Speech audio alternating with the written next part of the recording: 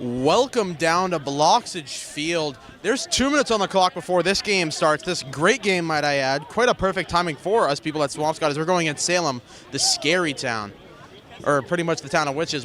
They're really big on Halloween.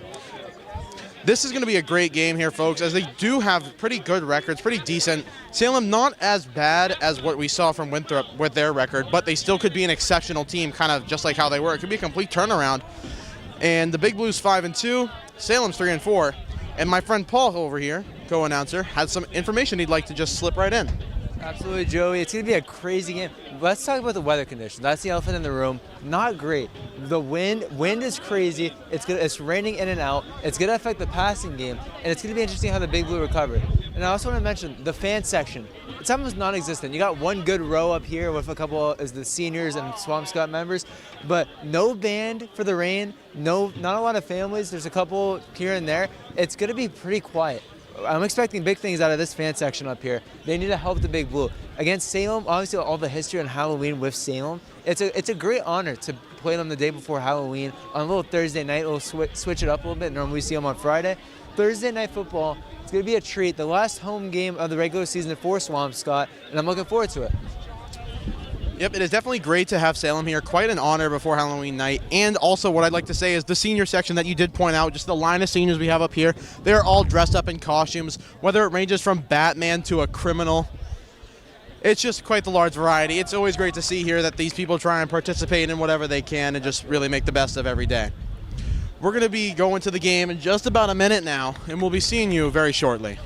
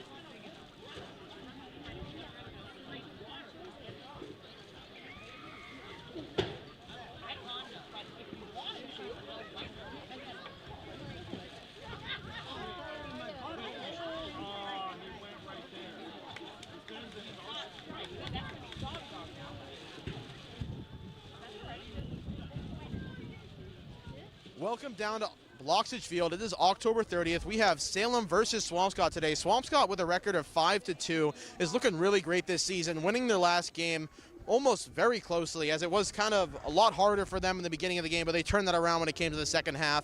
Salem has a record of 3-4, which is definitely not the best to come into a game against such a great team here tonight. Tonight we have two players, Ollie Riddell and Anthony Rappaport, and before we give it to them, Paul had some interesting information he'd like to share. Paul? Thank you, Joey, as we are joined by Anthony Rappaport and Ollie Riddell, both Big Blue football players, both inactive for tonight's game, but we are very grateful to have them for an interview. And I do have a couple of questions for each of you. Anthony, the Big Blue, favorite coming into tonight. What do they have to do to get the job done at home? I mean, all year, I know this team, we don't really care about what the favorite is. I mean, we go into every week thinking that we're 0-0. We haven't won, we haven't lost. We treat every team with respect, we treat every team the same, and we just play our game and we win. Thanks, Anthony. Ollie, it's a rainy day with a lot of wind. What does the Big Blue have to do, and how does that affect the passing game with Lombarda? Well, this whole entire week we've been preparing for a rainy day, windy day. We've actually been coating our balls with water. We have a bucket full of water that we put the balls into, and we've practiced with the wet balls all week. So I think we're prepared. I think that we might pass a little bit less, but that's really it's not going to change much of our game. Well, there you have it. Thank you yet again to you, Oliver Riddell and Anthony Rappaport, for allowing us to have this interview with you two. It's going to be a great game here tonight, as we're probably going to be starting in just a few minutes now. Make sure to keep and stay tuned in.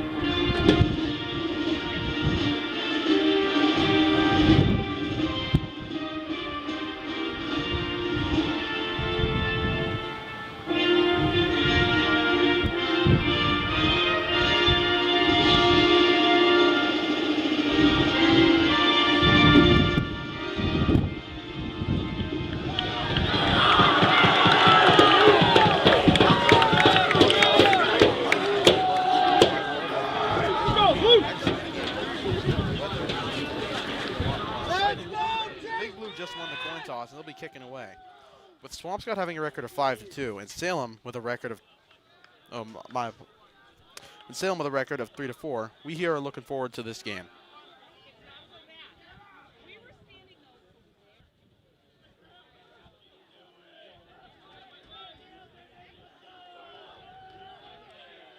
My apologies. It seems as if some of my intro was not able to be heard for you at home. I'll say most of it again. I'll kind of summarize it. Welcome to Bloxage Field. My name is Joey Blood, and I'm joined by Paul Rafunas. Tonight is going to be an excellent game, and the weather we have, being the rain and the very strong wind, is going to make it a very vigorous and exciting game. The Big Blue have won the coin toss, and they will be kicking away.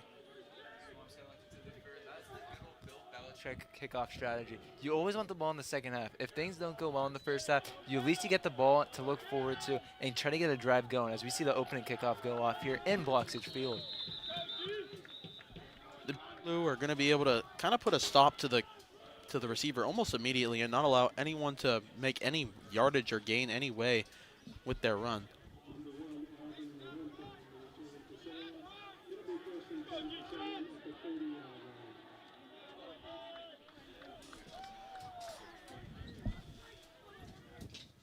Salem will be 1st and 10 on the 50-yard line.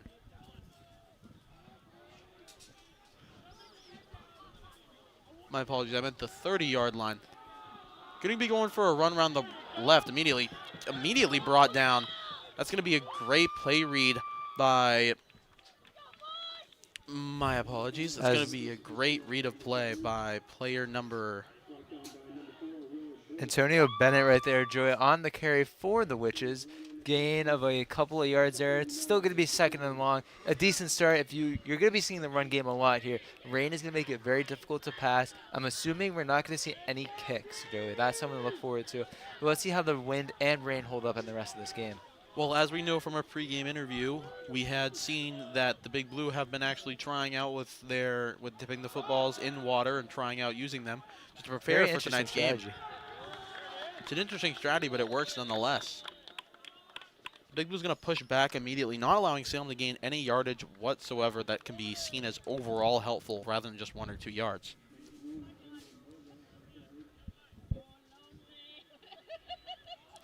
So we take a little look at the radar, Joey.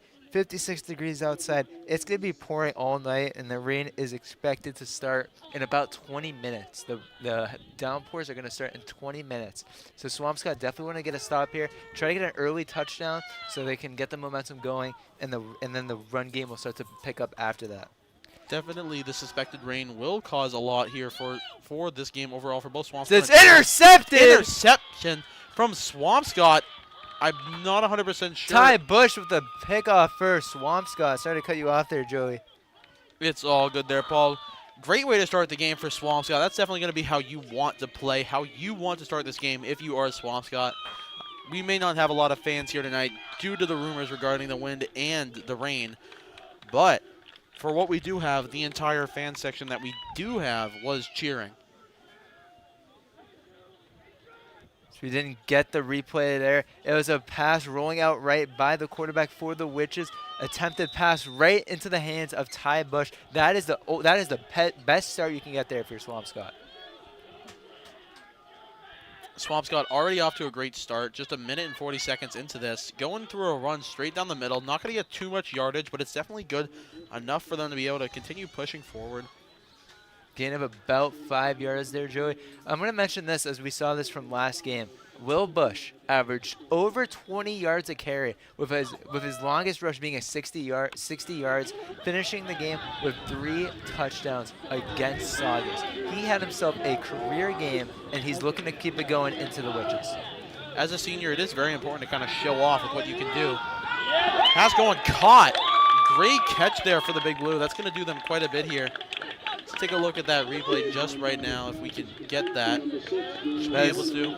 A great grab there by Delano, the intended target. He's been really stepping up the past couple of games and been very involved as we see Delano grabs it and is brought down. Great hands from Delano to hold on to that catch as we're going to see 1st and 10 for Swampscott. Seems as if from that last game that they played with all those flags, it seems as if the players are trying to hold onto the ball more and have learned different strategies. We were able to see Delano tuck it in his arms during the replay. It's going to be a pretty good run there for Bascon. Not going to make too many yards, but it's definitely some place to start from on this new. Bascon has been a little quieter in the past couple of games, but definitely trying to get some momentum, build back up. Keep in mind, this is the last regular season game for Swampscott. They want to finish their season off with a win, go into the playoffs, and then eventually prepare for Marblehead, which is going to be a great game to see in Marblehead. Quick quick little pass there for Swampscott, caught by Duffy. Duffy's going to be able to push up about 3, 4, possibly even 5 yards to continue this drive further and further for Swampscott, bringing them to around 3rd and 8. It's going to be 3rd and long here for Swampscott. See if we can get it past Swampscott. In these situations, now is when you want to do the passes, because when it starts pouring, Joey, with the wind, 2 gale warnings all over Swampscott today, you can't rely on passes at all. Swampscott's got to do what they can do here before being completely restricted. Flag on the play. False start on the offense. And it's going to be a replay of 3rd down, and it's going to send them back 5 yards there, Joey. 3rd and 13, definitely not a place they want to be with. Those false starts and these flags I thought might have gone away after last week, seeing as how I know the coaches try and really whip them into shape after getting a flag, showing them that it's something they will not tolerate. This could be similar to how last week the Big Blue just kept getting repeatedly flagged over and over in the first half. It's definitely not something we want to see. Lombardo scrambling out left is intercepted. It's going to be correct. An interception from Salem. Quite a great interception, actually, as he kind of dove and jumped into it. Going back and backs here, Salem and Swampscott. Great interception on the play. Not what you want to see out of Swampscott. Bombarda looked really uncomfortable during that replay, rolling out to his weak side. Keep in mind, I do believe he is a righty, so rolling out to that left side and having to either throw cross body and cross angles or with your left arm, neither of them are great options, and that's the reason that we got the interception. Going back to the Witches, who did have the opening drive in this game. Going for a quick little thing along the side. Not going to be very good there. Duffy just let him slip right past him and just kept going on like he was seeing red. It's definitely not going to be good. Number 5 on the carry, though, for Salem. That's going to be Elvis Espinal, a senior for Salem. Definitely pretty good carry there. It's going to get them 5 yards. They're halfway to be getting a new thing and allowing a new 1st and 10. 2nd and mid here for the Witches. It's going to be a run straight down the middle, getting taken before they can make maybe even any yardage at all. If anything, it would be 1 yard, I do believe. They're going to be 3rd and 4, I believe. They're quite close, but Swampscott's already able to prevent them from moving anymore. If we can get another play like that from Swampscott, that could be lovely to see, and it might already just be another turnover.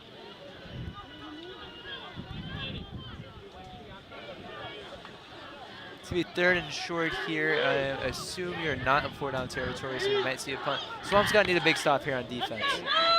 And this is a play, Joey, where we would see the fans getting on their feet. No fans here in Swampscott yet.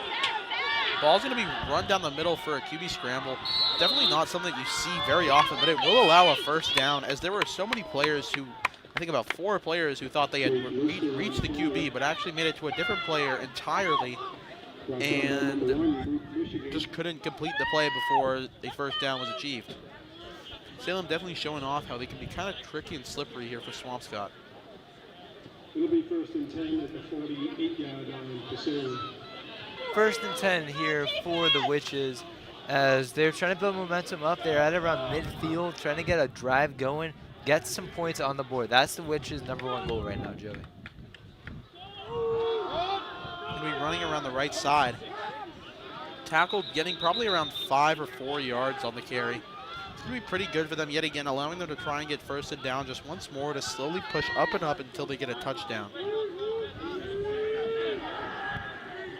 Clock running down. We got a little under 6 minutes left in the 1st and opening quarter.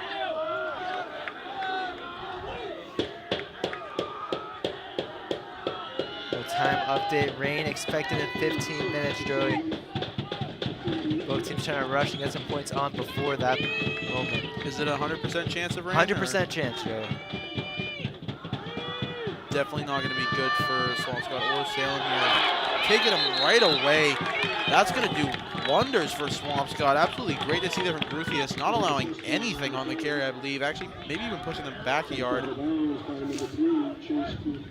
to be 3rd and mid here for Salem. As you can see there, Gruthius reads the play, grabs the player, and throws him off the sideline.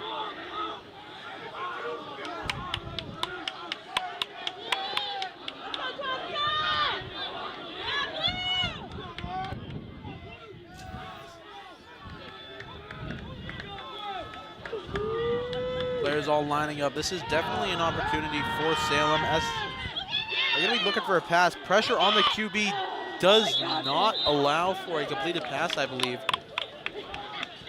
Because that pass is going to be, I believe, dropped or pressured from Swampscott. Those are the deep passes where it's going to be difficult to connect here tonight with the weather conditions. Rolling out right, going deep. Cameron just missed them and didn't quite see it. It was dropped, and it's going to be 4th down for the Witches. Seems as if they might try and go for it here, Paul. I believe that is the punt formation there, Joey. See Nope, that never one mind, guy man. in the backfield. I No did worries. not notice him. My apologies. It's going to be 4th down, and Salem going to be conservative and take a punt. Punt's going Bascon high in up. backfield. Big Blue's not going to try and touch the ball at all. Smart decision there. It's going to be a drive starting about the 25-yard line. Bombarda needs to lead his team, Joey. Just threw an interception last play. He's got to keep it going. He's got to get some momentum, lead his team. He's got some great weapons. He's got Delano, who's been stepping up. Chase Gruffius, who we haven't seen this game yet. He's always in his all green clothing and with mouthpiece. I don't really know why I struggle The with green that. gloves. The and green the gloves, and the, green out. And it's also got Bascon, who has been kind of uninvolved. Let's see what he can do here.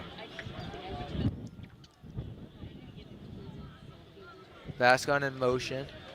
It's going to be a fake giving over to Bascon. Given behind him, I believe, to possibly Bush for just a quick run of yards. Trying to get just some yards on the carry, and it's going to be able to bring them halfway to their goal. Should be 2nd and 5 now. Expected for 29 yards, maybe 2nd and 4. Swampscott.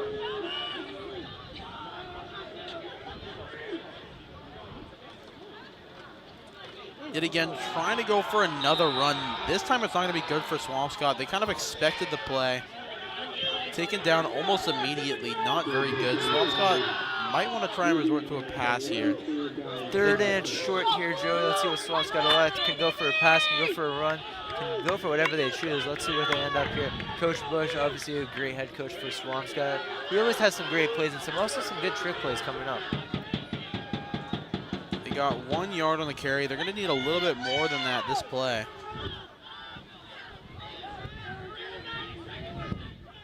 Swampscott need 4 yards. Looking for a pass. Bombarda looking. Finds Delano. What a catch by Delano. Just managing to stay in. We're going to try and take another look at that as it will be a 1st down for Swampscott. You can see here. The chains do move on. Fakes the it play. over to Bush. Looks for someone to find to. Finds Delano. Just stays in. Almost actually gets intercepted once more by a different player from Salem. This time being number 2, Kelvin John Lewis. Let me actually cut you off there, Joey. That ball from Bombarda was right where only Delano can get it, and Delano stepped up and made the play as the pass is swatted. That's not going to be very good, but it's still going to be saved from Bombarda, which is definitely better than just someone on the other team picking up the ball and running with it all the way to the end zone. So, Joey, and for some of you fans at home who may be wondering, why didn't Bombarda look for a pass there? If a pass is deflected in football and is caught by the quarterback, there is no room to pass. You have to run. You most likely take the sack there, and it's a great play for Salem. It's definitely going to do them wonders, bringing the Big Blue to 2nd and 21. They're going to need either some really good runs or some really long passes here to be able to get to another 1st down. Well, 2nd and 21 here, Joey, in these conditions. You just want to play conservative, or I guess if you're Swampscott, going to go for a pass. You want to play conservative, cannot get a turnover. Lombardo runs through it, able to sneak through one player, getting them about what seems to be not too many yards on the carry, but definitely enough to kind of get them somewhere a little bit. Moving up about 6-5 yards. It'll be about 3rd and 16, maybe 3rd and 15. 3rd and 16 there, Joey. Swampscott can go conservative, go for a run and give the ball back to the Witches, or it could go for a 1st down here with a pass. It's going to depend on how aggressive they want to play this as we near the end of the 1st quarter. All we need is just for one player to kind of be open out on the field, you know, kind of able to evade the guy that's kind of after him. Someone shooting up right after Bombarda for a long pass. It is nearly intercepted and is dropped. Nearly intercepted, and it fell out of his hands, John Lewis, and it almost actually fell into Bascon right behind him. like it was dropped from Kendall Murga, the corner for the Witches. Swampscott going to be able to punt here. No shot, they go for it.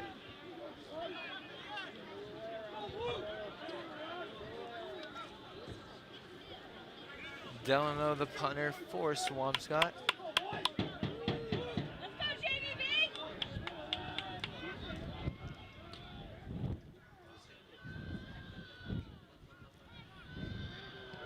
Punts up, and it's going quite far there. What a punt. Great punt there. They're going to take it for some reason. They're going to go out of bounds. They're just going to fall right on out. That's Murga on the return. So it was about a 40 or 50-yard punt there, Joey. Very nice to see. You got 2:04 left in the first quarter. Currently, as I may have mentioned in the pregame report, this is somewhat similar to Gloucester, how they came in with not too good of a record, being 1-5, and they were favored as the majority team, as who people thought were going to win. We were going to completely wreck through them, but no, they put up a fight just like Salem's doing as of right now.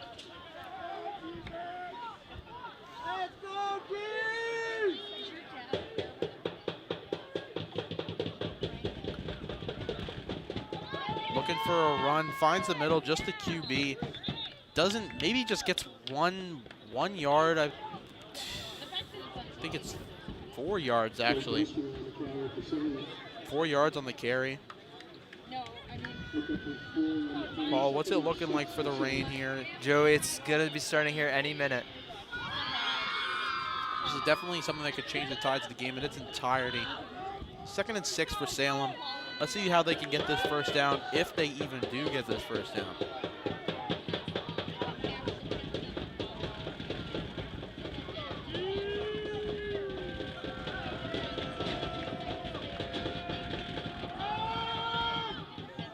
Faked a possible pass, definitely able to push up far enough for them to get close enough or even get a first down in general with just another minute on the carry.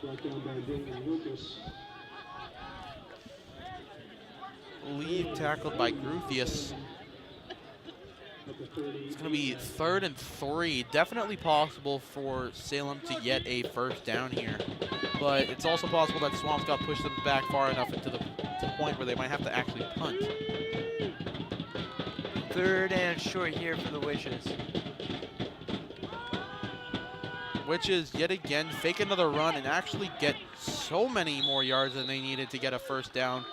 It's definitely not going to look good at all for Swampscott, bringing them to first down or just around the 40, believe the 48-yard line. Great game there for the Witches. 30 seconds left in the first quarter.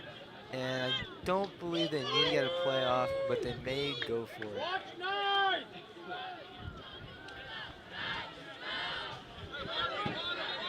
You see the Witches walk off. Doesn't look like they're in any rush to go for it. I think this is most likely just the end of the quarter right now.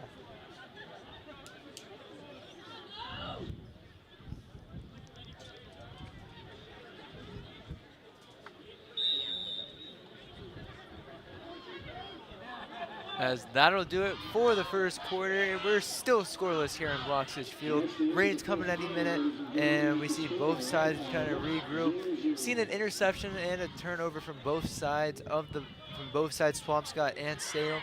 Salem with the ball, getting some momentum going. It is kind of ironic to see here that Swampscott won against Winthrop while Salem lost, yet it seems as if a harder fight is being put on by both teams against each other. We also have to keep in mind, Joe, it is still early here. It's still scoreless. Haven't seen much out of either team yet.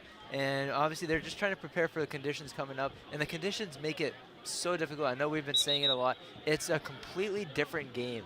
Now, that may be true, but with the limited knowledge that we have, Swampscott seems to actually have the advantage in that scenario, as they have been playing with the wet footballs. Well, you also have to assume the Witches are doing something very similar. They aren't just going to come in here totally unprepared. If you're a football team, you're always prepared for worst-case scenario. And even if it randomly snowed for like an hour, they would be prepared for that, I assume.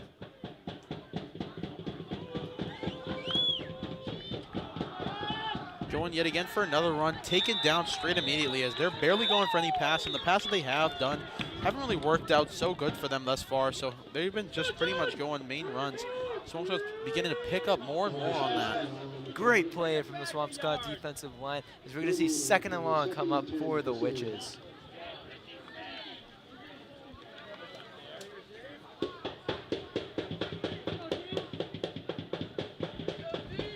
Lister at quarterback for the Witches.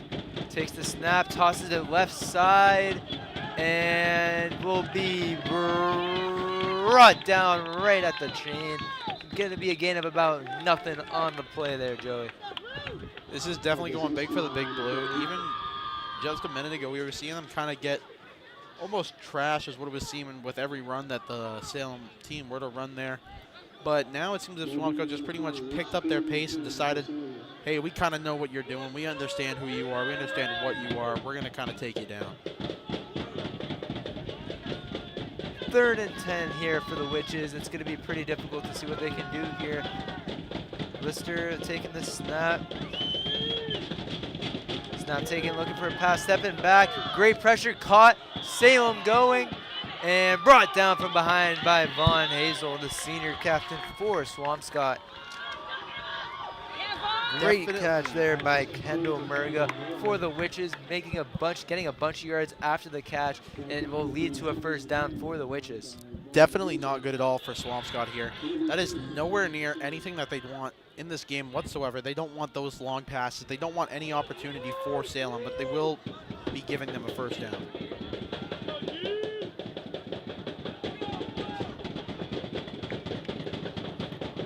First and 10 here for Salem. Snap taken, handed off, and brought down by Sam Morse for the Big Blue. The Big Blue seem to be able to identify whenever they're kind of going to go for a run and who they're going to be giving it to, because they kind of do the exact same play every time when it comes to that, but these passes are kind of just killing them now. 2nd and 10 here for Salem. In the Big Blues red zone within the 30-yard line of the opponent's team, obviously.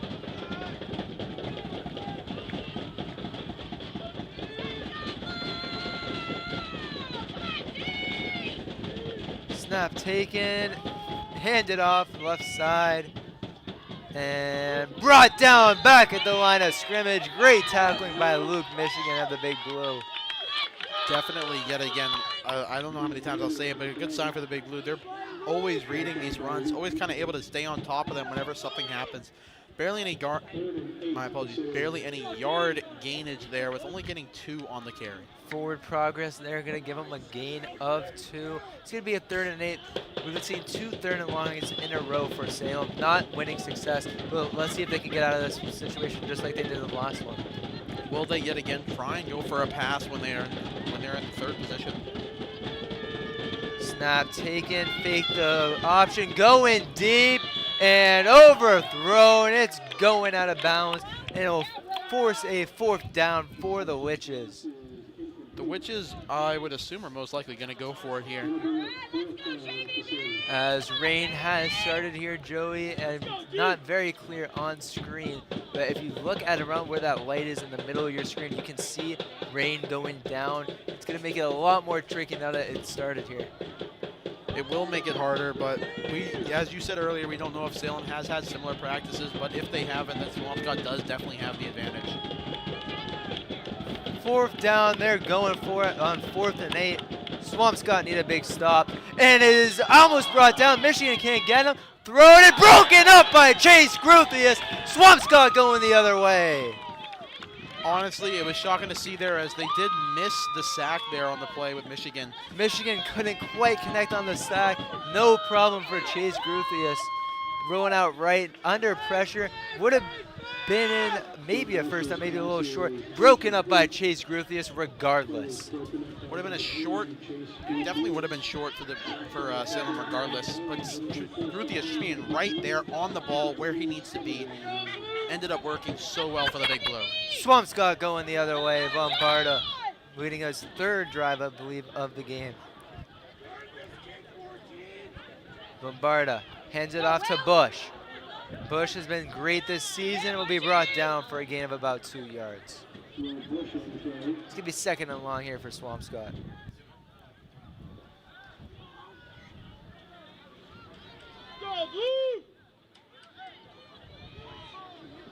Brought down at the 30-yard line. It'll be 2nd and 7 for Swampscott.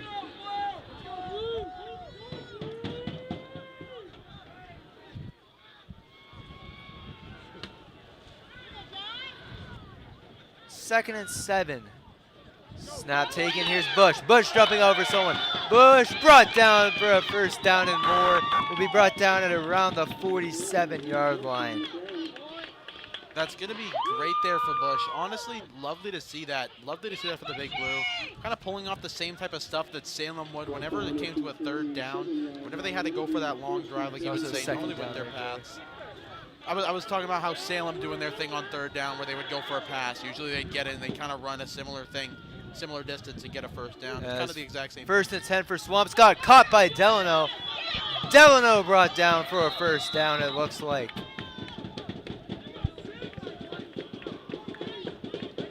Delano been so great for Swampscott. Can talk about him all day. He's been putting in the work in the offseason, and it's shown. Starting to be one of Bombarda's favorite targets, the check down, the easy first down as it's going to be 1st and 10. Refs signal a stop. Timeout, Salem. They want to regroup. Swampscott gaining momentum. Dre, what do you have to say? Honestly, I just love seeing kind of like the back and forth-esque type of thing that we have going here between Swampscott and Salem. As soon as the second quarter hit, Swampscott was like, all right, we've had enough fun with these guys, time to get serious. And they kind of just locked in a little bit, and they've been applying pressure every single drive, and every single drive they had to defend, every single drive they had to offend. They've done multiple first downs already, yet again pushing down the field. The only thing that can stop them as of right now is an interception or even a fumble. Don't want to see that, as we'll catch you back after the timeout.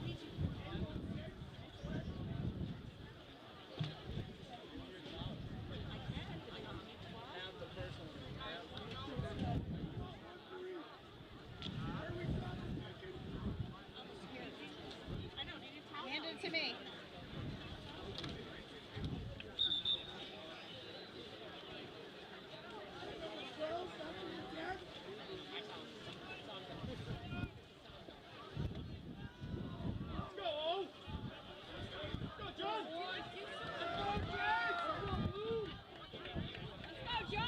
Your first try. 1st and 10 here for Swampscott.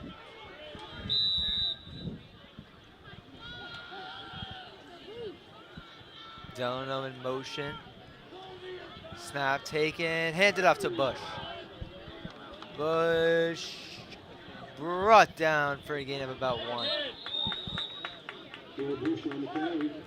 A gain's a gain, especially for the Big Blue. It's going to be 3 yards of gainage here for the Big Blue. Definitely going to be a better outcome for them. It's if they do the exact same thing multiple times, it's still going to be regardless of first 2nd and down. 7 for Swampscott.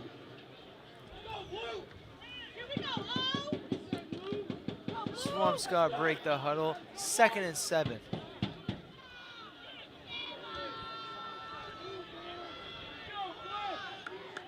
Delano in motion once again. Snap taken. Bombarda looking to pass into screen out to Bush. Bush left side's got room in front of him. Bush brought down right at the line of gain for the first down. And it will move the chains. First down, Swampscott.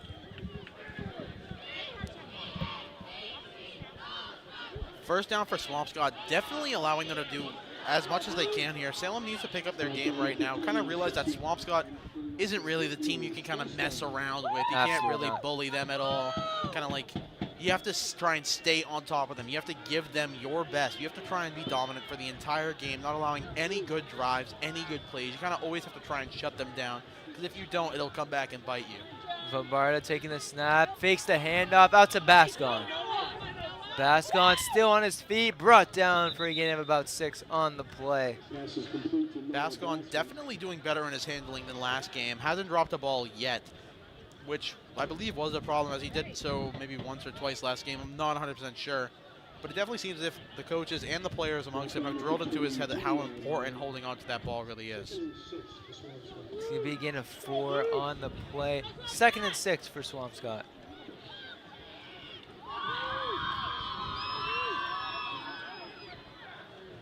Bombarda taking the snap, checks it down to Bush. Bush brought down for another couple yards on the gain. It's going to be third and manageable here for Swampscott.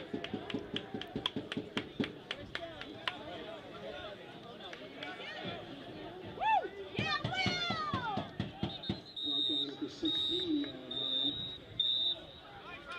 Good enough for Big Blue. First down. Whistle blown. First down for Swampscott on the play.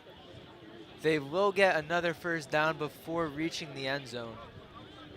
Coach called a timeout. We're going to be entering a timeout here, I believe, called by Swampscott. So we'll catch you right back after the break.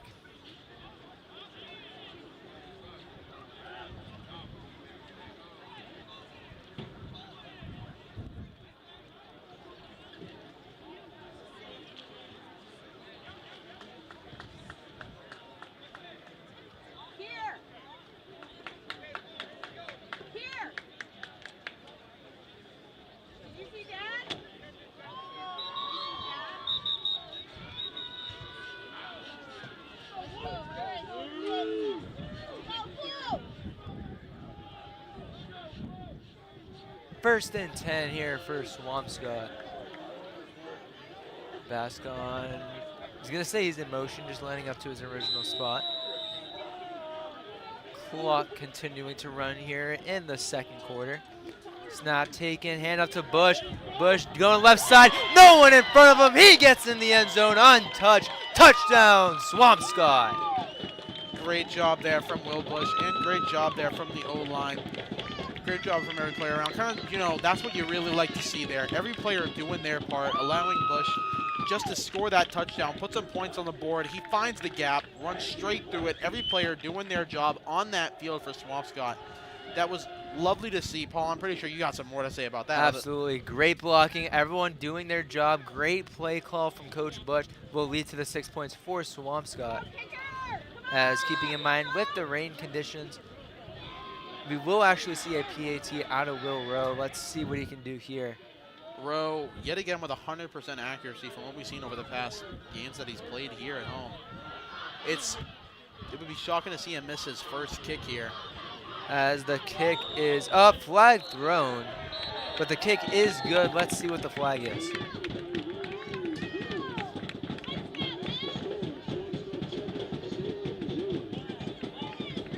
Swampscott up 7-0 now, flag pending.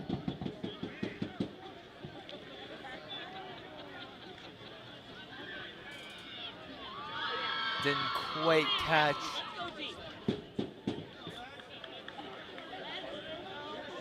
I believe it was a flag on Salem, and they denied the flag. And that'll make it 7-0 Swampscott. It was indeed a flag on Salem, as the ref just confirmed it for us. As you might have been able to see there, the ref kind of signaled that it was Salem who had the flag against them, pointing out to one of our own coaches here at Swampscott. Honestly, this is going to be great for Swampscott. Kind of put them up. It also might be a wake-up call for Salem, like I was saying earlier. You just can't let Swampscott act like they're dominant. You can't let them do that, because then they will be dominant for the game. If you let them even think once that they're on top of things, they will be on top of things.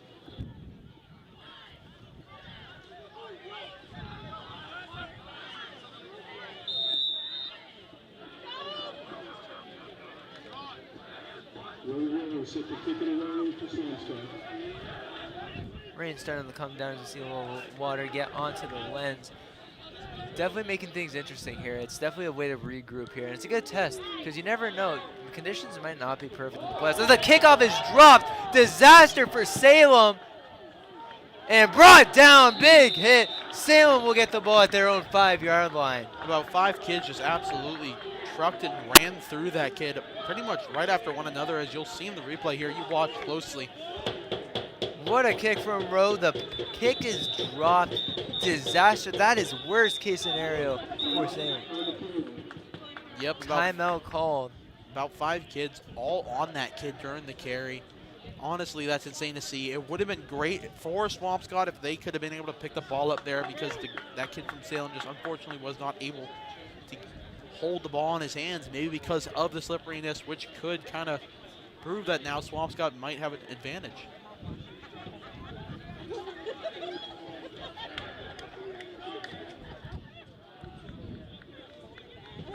see the officials having a little discussion.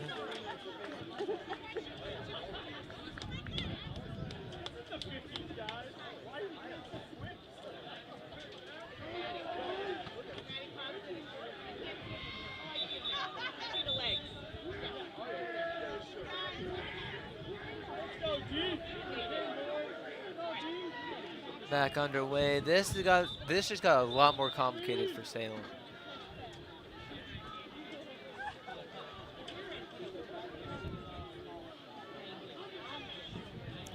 Salem is now going to come out of their kind of tiny little huddle thing they were doing there. They're going to be right back on the field opposing the Big Blue once more. Starting on their 6-yard line, Joey. Let's see what they do. Let's see what they do here. Snap taken. Brought down. That's going to be a sack. I believe there was a sack by Sam Morse. That was great to see there. Honestly, that's the first one of the game, I do believe so. Am I correct, Paul? I'm not 100% sure, but it was definitely an important one. As Swampscott able to hold off here. It's going to be second and long on their own 7-yard line, I believe. It will stay a second and 10 on the 6-yard line for Salem. You do not want to be here. This is a very bad position to be in. If you're a Salem, you are playing very conservative, and you want to end this drive with a punt. You just need a little bit more room, as in high school football. Your punts are taken from snaps a little further back. As another run here brought down for a gain of nothing on the play. Going for a run, immediately just put down, not allowing them to do really anything or go anywhere with the ball. Definitely not good here for Salem, because this could be a possible anything here for Swampscott. 3rd and 9 here on their own 7-yard line. Let's see what Salem do here. For Salem, you need a little bit more room for a punt to make things difficult. We can also see a block punt. The block punt will be absolutely tragic. It could be either a safety or a pick 6, or return 6 rather. Let's see what Swampscott can do here. Snap taken, looking for a pass. Going deep. Is dropped by Salem. Wow. That's going to be really unfortunate, not putting them in a good position whatsoever. Fans making themselves known.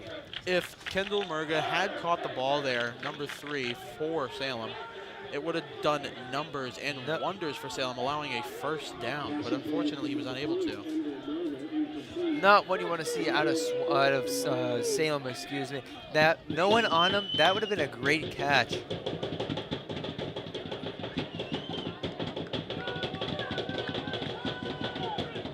Snap, punt taken, it's a high one.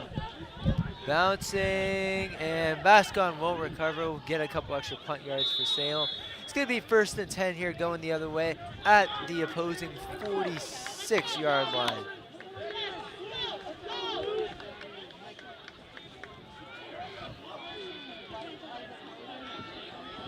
Swampscott huddle, regrouping.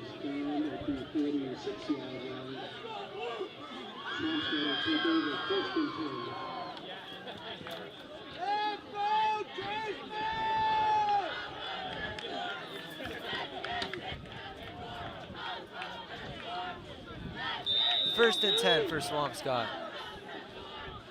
Lombard have been struggling a little bit so far in the rain. Bush being able to help him get through it, scoring the first touchdown. Salem jump off sides that may have been against. Looks like it'll be go against Salem.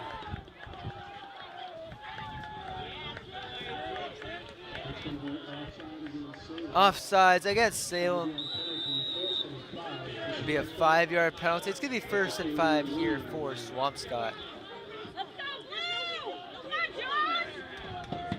The hard count may have gotten that Salem defender. 1st and 5. Let's see what Swampscott do here. Bush in the backfield.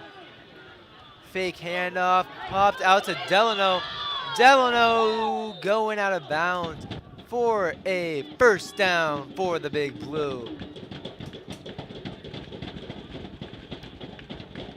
Fans like what they see here in Swampscott.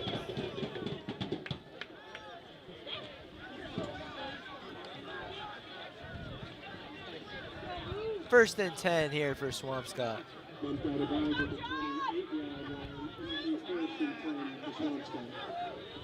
They run an 18-yard gain for Delano. Snap taken. Handed off to Bush up the middle. Brought down for a gain of a yard or two.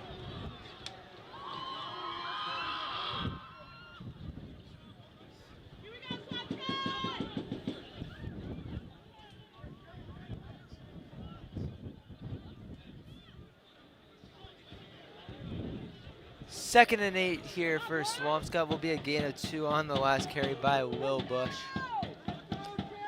Swampscott, I believe, are right in the red zone, right around the 30-yard line, maybe the 28. Bombarda fakes the handoff out to Delano again. Delano going out right, runs over a defender for a first down once again from Doyle Delano. Delano making himself known against the Salem defense, picking up back-to-back first downs. Great deliveries we've seen from Bombarda.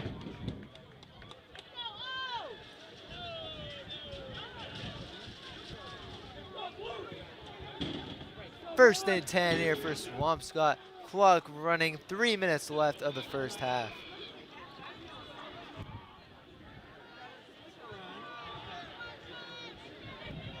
Bush in the backfield. We see Duffy and Bascon out left. I believe that's Gruthley's far right. It's hard to see from this angle. Bombarda hands it off at the middle to Bush. Bush brought down for another small gain of about 2 yards.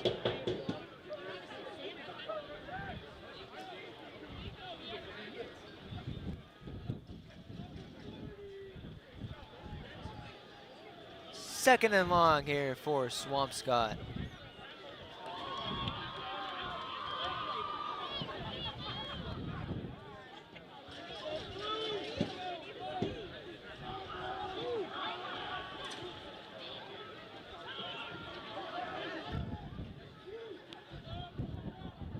Handoff taken. Bombarda passing it to Bascon. Bascon caught. Nice move. Bascon spinning, still on his feet, still going, trying to get in the end zone. Looks like it was just short. Bascon doing a great job of staying on his feet. Pass over to Bascon. Up the middle, spin, still on his feet, trying to drag a defender, gets some help, and is brought down inside the 5-yard line.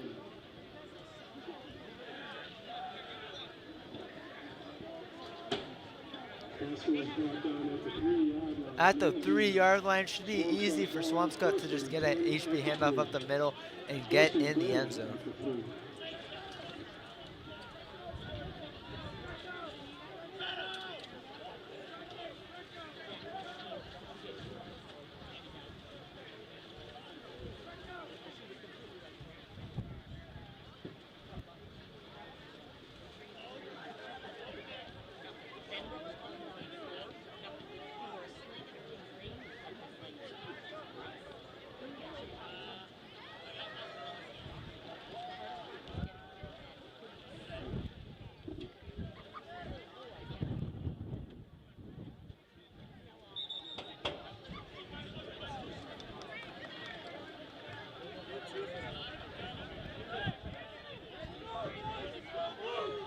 Rain really starting to pick up here. It's going to be interesting to see how both sides regroup here. Rain shouldn't be a factor here for Swampscott unless someone slips. I assume they aren't going to be passing here. Swampscott still with all 3 timeouts. Bombarda hands it off to Bush. Bush fakes it over to Bascon, and it tricks the Salem team. Touchdown, Swampscott! What a play from Swampscott. That's what you see out of Coach Bush and his offense. Bombarda takes a snap. Everyone is assuming it's a handoff inside to Bush. Bush just gives it to Bascon, who has all the left field in front of him. Swampscott touchdown. They lead 13-0.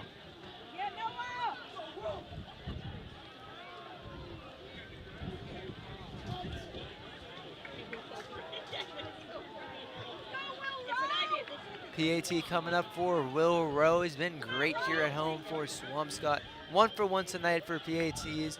And the second is up, and the kick is good. Rain or no rain, Will Rowe gets it through the upright.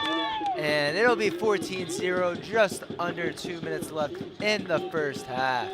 So we see Bombarda leading his team down the field. Built up 2 great drives here. Ultimately touchdowns to Vascon and to Bush. Love to see as we see a rain start to really pour here. You see Will Bush doing his job here for Swampscott.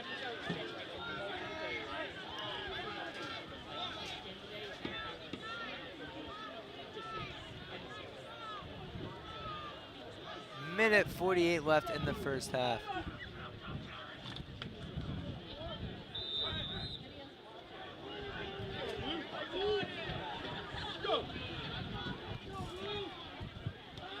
Kick is up once again.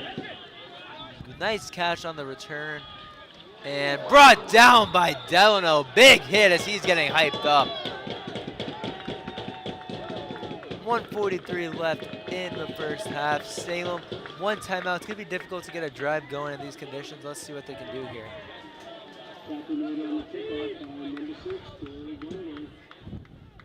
First and 10 for Salem. At the 22-yard line.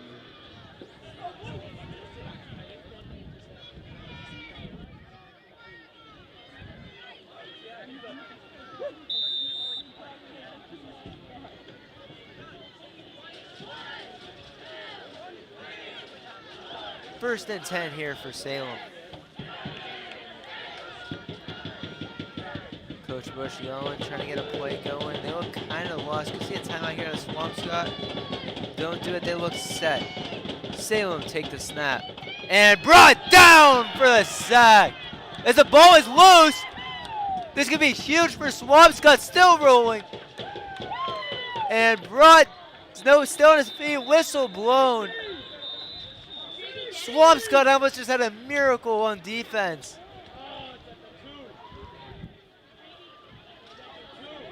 You see on the replay, a big hit from Delano, and I believe that was Delicio, forcing the ball to get loose. Recovered by Salem. It'll be down on their 2-yard line. I assume we're going to see a timeout here for Swampscott, force Salem to get some plays going, maybe go for a potential safety here. Timeout Swampscott, that stops the clock. Salem are in trouble here. We'll catch you right back after the timeout.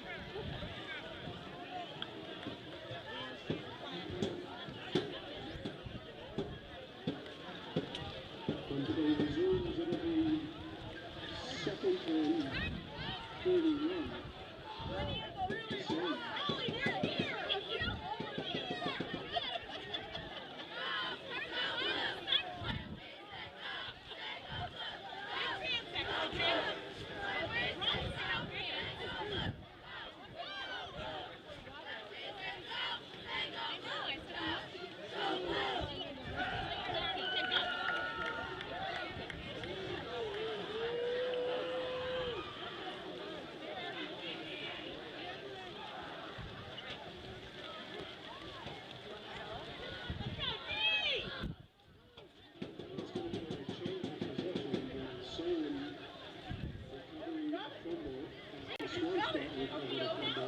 It'll be first and 10 for Salem at the 20-yard line.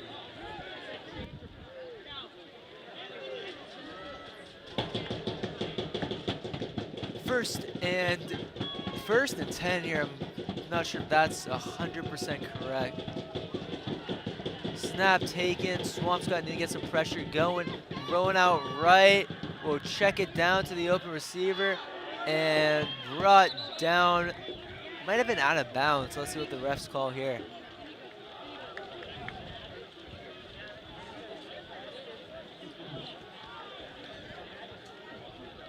As I believe that'll stop the clock there. It was tackled out of bounds. Swampscott gets saved on a timeout. They have 2 remaining. Salem pass was complete.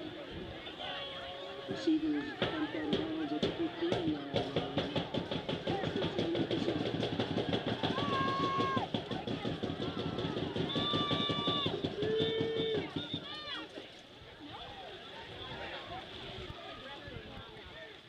Whistle blown.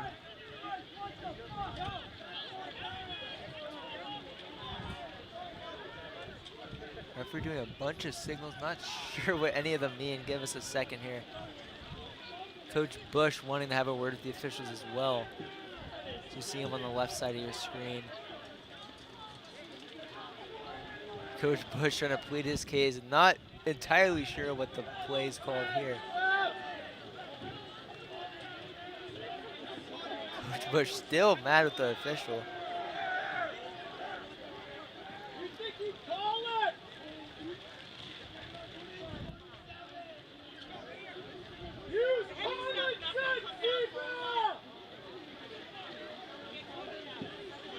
Rain starting to absolutely pour here at Bloxage Field in Swampscott.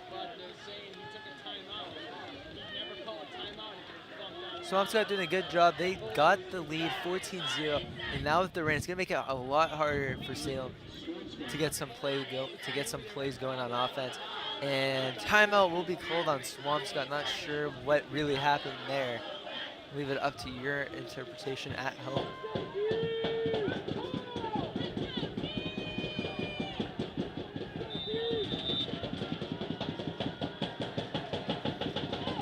First and 10, not entirely sure. Snap taken, pressured, pass is complete and brought down, clock running. Brought down from Lil Bush. I believe that's a timeout called by Swampscott.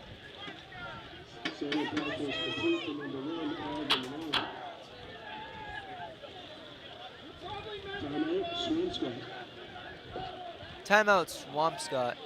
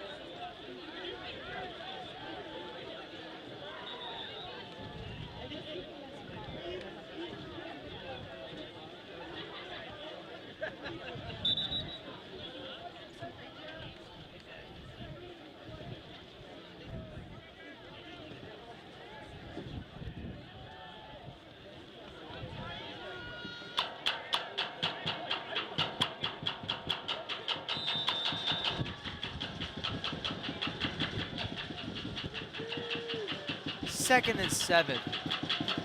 Snap taken, rolling out left, trying to chuck it down is a wobbly ball and is incomplete. That'll stop the clock and it'll be third down and long for the Witches. 3rd and 7 for Salem.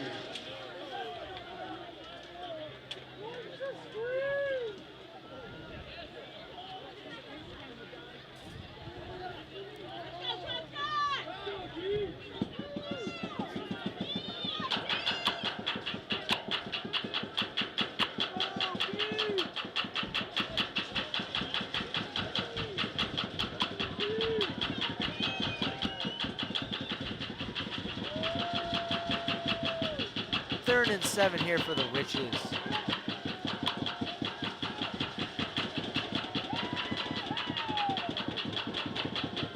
Snap taken is a high one, rolling out left.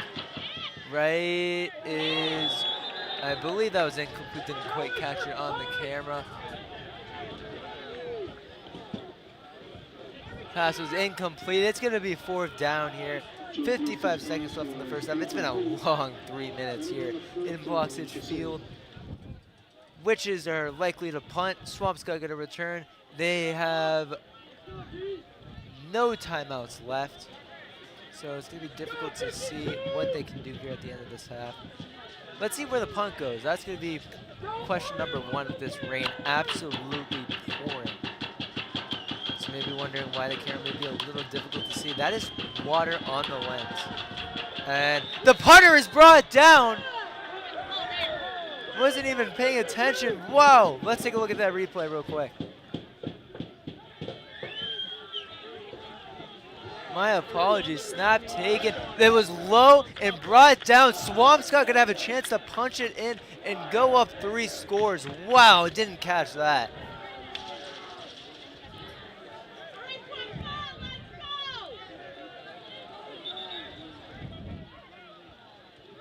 It'll be first and goal just inside the 10-yard line for the Big Blue.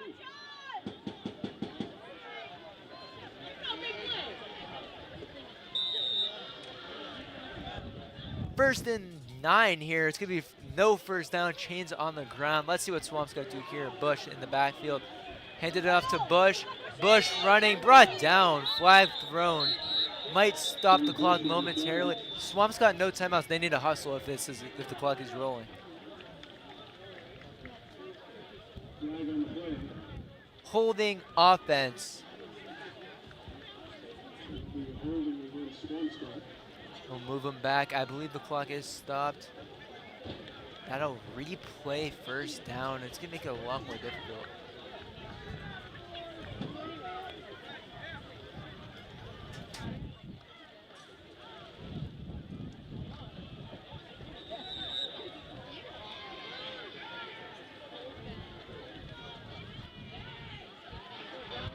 First and 19, no first down. Swampscott gonna hand it off to Bush. Bush dragging a couple defenders, brought down, 30 seconds going. Swampscott have no timeouts, they need to hustle. Honestly, I was kind of surprised to see a run there out of Swampscott with no timeouts. They're gonna hustle to get another play off. Bombarda will spike it. That'll stop the clock, and it's gonna be 3rd and long. No first down. Swampscott want to get in the end zone here.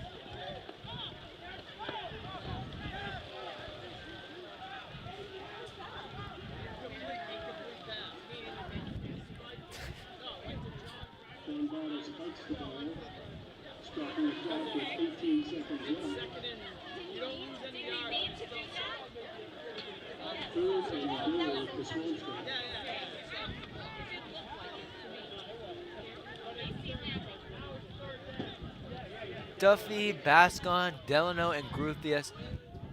4 wide with a running back. Bascon in motion, fakes the toss, gives it to Bush. Interesting play call. Brought down in the end zone. Was he in? Don't believe he was. Swampscott trying to get a play off. They'll spike it with 3 seconds left. 4th down for Swampscott. What a bold call there from the referee to not put him in. As he looked like he was tackled and brought into the end zone by a Witches defender. 4th and goal on. Let's see what yard they're on. It looks like they're on the 2-yard line. On the 1-yard line, in fact. Swampscott needs to get in here. Go for a run inside the middle. Bush has been good in the backfield. A couple of different play calls you could go here for Swampscott. Snap taken. Brought in. Touchdown, Swampscott. Will Bush on the carry. Gets his 2nd touchdown of the game. That is awesome football from Swampscott. Great defense. Forced a punt. Taking advantage of the rain. The snap was low, hits the ground, going the other way. Swampscott wasn't easy with 1st and 19, with 2 spikes on the drive, but they got in the end zone, and they're going to be up 3 scores. And keep in mind, with the Bill Belichick strategy that I mentioned earlier, they get the ball at half, and they can make this a 4-score game. It is all Swampscott here in Bloxage Field. Last play of the first half will be a PAT for Will Rowe. It is blocked. Oh, keep the score right where it is, 20-0. Joey, you've been out there in the rain for the past around 10 minutes. Joey, what do you have to say? That makes the score Swampscott 28, Salem 0. And that's the end of the first half, ladies and gentlemen. And oh my goodness, is that a first half for the Big Blue? Ending it with 20-0. This is one of the craziest things we've seen from the Big Blue so far, honestly. And I don't think anyone in the stands or any of you at home expected that many stops, timeouts, and pauses just in the last quote-unquote 5 minutes of the half. But that was insane. The Big Blue has had some crazy plays thus far. And honestly, it's probably just going to keep getting better. Yet again, as you know, Paul and I would usually say, they are a second-half team. And if this is just the first half, I wonder what's there in the future. Honestly, overall, great half. Great half. But this rain is definitely doing something to both of these teams right now. But anyways, we'll catch you back in 11 minutes for the third quarter. Thank you, Joey, as rain not making things easy.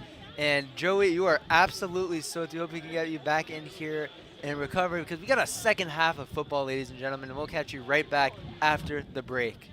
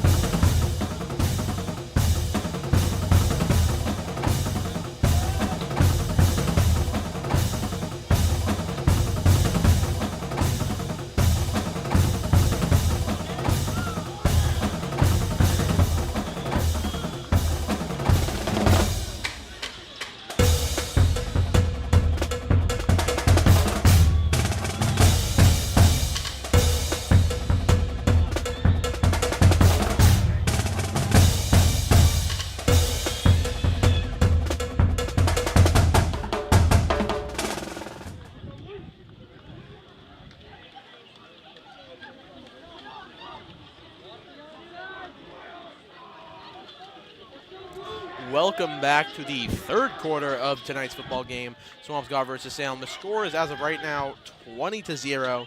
Salem is getting absolutely dominated by Swampscott in a way that we weren't expecting before, as I'm sure my co-announcer here, Paul, can agree. Paul, what do you have to say about pretty much the game right now? Swampscott were favorites entering tonight. I did believe that they had a good chance. Keeping in mind, Swampscott able to defeat Gloucester in a close game.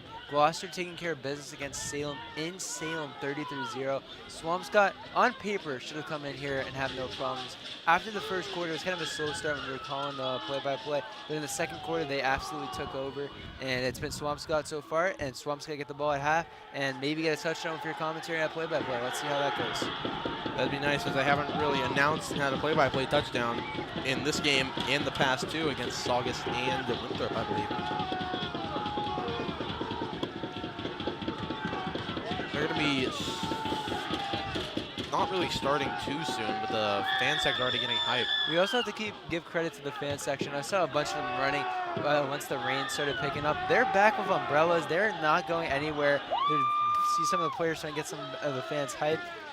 I remember when I was down on the field right as I was doing my interview, right after that and right before that, I started noticing people from the crowd actually just leave entirely. Mainly probably, I'm going to assume, either because of the rain and the wind or the score of the game. Well, the rain, I would assume it's a little bit of both. The rain has been absolutely atrocious. We were commentating it. Didn't think it would be this bad. We are all soaked here at Swampscott. But we still got another half of football, so that's that.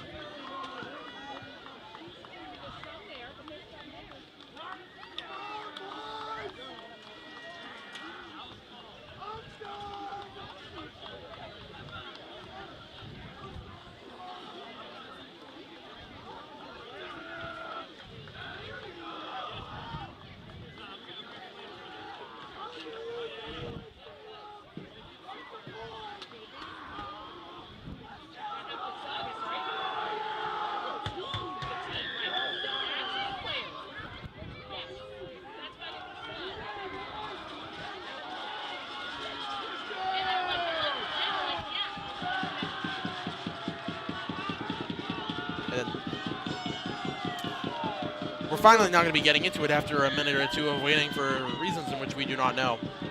Salem's going to be kicking off the ball immediately. They're going to be getting ready, kind of ready. Hear the whistle blow. Players, many on each side, kind of hoping that they'll be able to do something here. Ball doesn't go too far. It accidentally hits a Swampscott player. They don't catch it in time. He's going to make it up quite a bit of yards, actually, from where he was. About 10.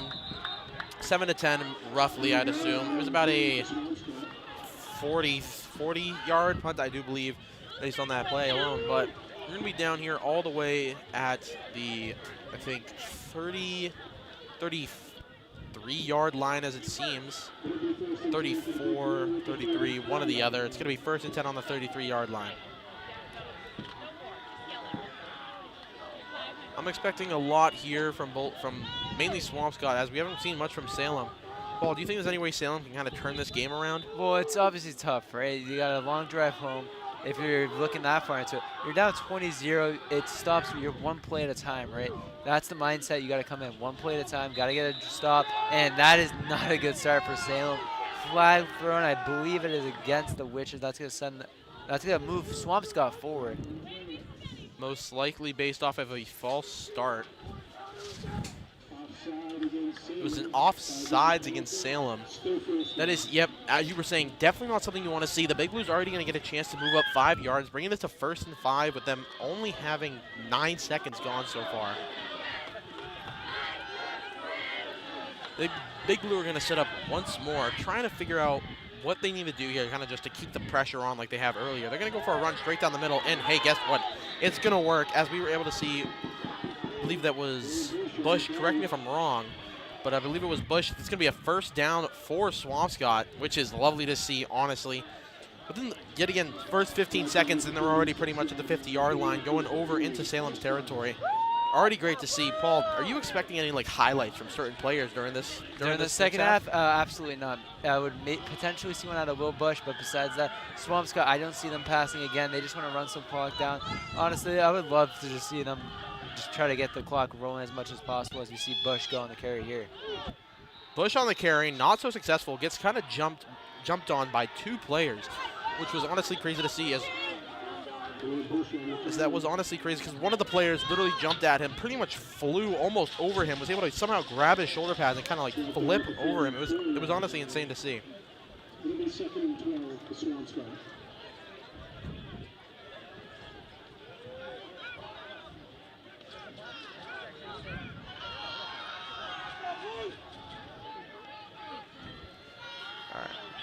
So, yet again, back once more. Bush on the carry, able to get some yardage here for Swampscott, not keeping them in the far territory where it's not even in the 1st and 10, or 2nd and 10, my apologies. It's going to be bringing them to the 3rd and I believe 7 for Swampscott. Definitely a position that is not too bad to be in, but it's not the greatest either because they kind of have to make it in this play or they're not going to make it in any others. Yet again, Swampscott, as you were saying, trying to run the clock down. They might try to be as greedy as they were at the end of last quarter with all those stops, timeouts, and whatnot. Well, that's not as much greedy, Joey. It's still only a 2-possession game, forcing it to be 3, and now getting the ball in the second half, which we see here. Pass to Bush, unexpected from Salem, obviously, as he's going to push so far up. There's also a screen pass there, Joey, so not as much aggression. Just a short pass, Bush doing what he does best, getting some yards after the carry, after the catch, and it's going to be a 1st down for Swampscott.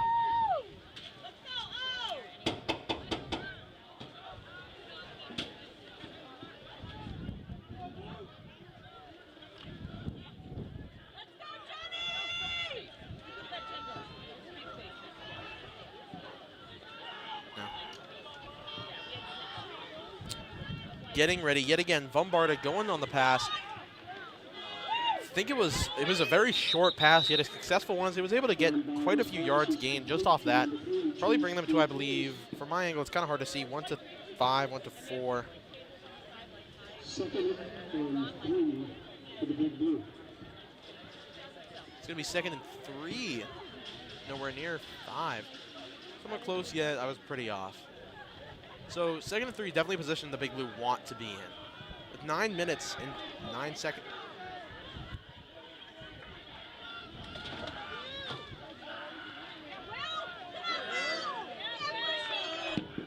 My apologies, the audio cut out. As I was saying, definitely a great area for the Big Blue to be in, as they're already yet again on another 1st down, 1st and 10. I think we're going to be seeing what seems to be like a timeout, maybe, not 100% sure.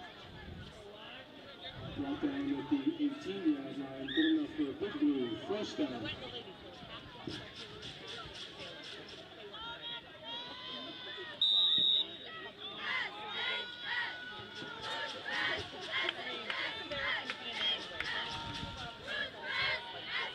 Paul, you got any weather updates for us? That's actually what I was just checking, Joey. Not sure if anyone wants to hear this. We are entering the extreme category, Joey. It was more moderate now, maybe even a little light, some would say. It's been absolutely pouring. Keeping in mind, we are right next to the beach, so that may not be helping things. We are entering the yellow here, which means we are in the extreme category coming up as you take a look there. It's only going to get worse here at Swampscott, so it's going to be interesting to see. How do you think that's going to overall affect like the more of this game? Because they started out earlier with the light rain and whatnot. Do you think they're really prepared just by dipping the footballs in the water? There's absolutely no way to prepare for this, Joey. It's as much physical as it is mental. You are cold. You are struggling mentally. But you just got to go out there, and you got to hold on to this lead if you're Swampscott. Big Blue going down for 2nd and 10. They might have a chance to be able to get this. They do have a chance to get this in there. Try and get 1st down once more. They're going to hand it off to Will Bush. Never mind. It's going to be Vombarda going straight through the center. Thanks for catching me there, Paul. That was a great trick play. Even had me confused for a minute.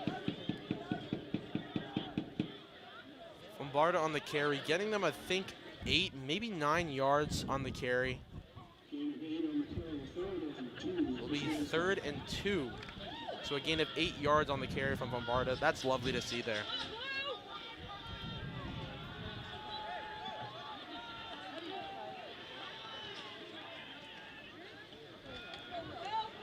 going in there, looking like a first down. My apologies. First down there for Bush. Able to kind of put him in a position where now he's in very, very, very close proximity, a very good vicinity for Swampscott to be able to score a touchdown here. Now, who they're going to choose to do that is completely up to them. I'm likely going to believe it's going to be Will Bush there, Joey. They're going to be running. We also do see Delano get a couple of carries at the goal line, but likely going to be Bush here trying to go for his third touchdown, kind of complete his hat trick, if you call it. Not as much there for football, but will be for other sports. As give us a quick moment there, technical issue, snap taken. Sorry there, the rain and wind was kind of getting to what we're doing here. Getting close, it's going to be a touchdown for Bush. That's going to be lovely. I should be called as a touchdown. Yet again, that's going to bring the score now to 26 for Swampscott. They can go for a PAT here or a 2-point conversion, bringing it to either 27 or 28. What they'll do, we might not know based on the amount of rain. It looks like they might have to try and go for a 2-point. But yet again, a great touchdown for Swampscott, bringing them to 26, Salem nothing. Very similar to what they had to do against Gloucester. The rain is very much so affecting our cameras now. That is definitely not something that we're going to be wanting. But it does just show you the severity of the situation here down at Bloxage Field. It's going to be a PAT, and it is good, bringing it to 27-0 for Swampscott. Crazy lead Swampscott has here. Paul, do you think Salem's going to even be able to score a touchdown? Because the defense is definitely doing pretty good. You can't be. Swampscott defense is doing great. They're going to have to run. Passes are not going to be great here for Salem. Let's see what they can do here. Rain, just making everything just a lot harder for Salem. For Swampscott, right now, the sky's the limit for what they can do. But for Salem, their limit is as much as they limit themselves. They need to push as hard as they possibly can against Swampscott to even have a chance of turning this around. It's almost impossible for them to be able to get ahead of Swampscott, but there's still a small, tight little chance that they might be able to just find that.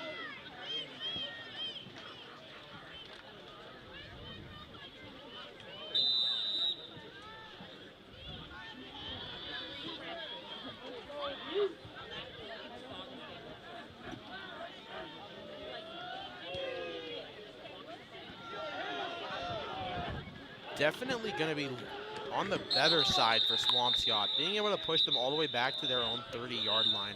It's definitely a good place for Swampscott to have them starting. Not the best for Salem, but still something that they can work with.